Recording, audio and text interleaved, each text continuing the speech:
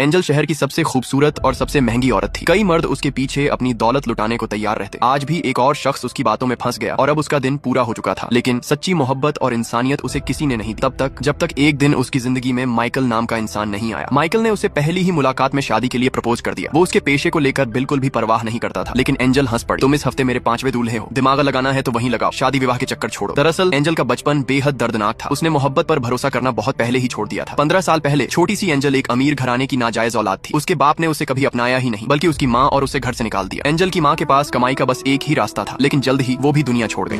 Wake up, please. Wake up.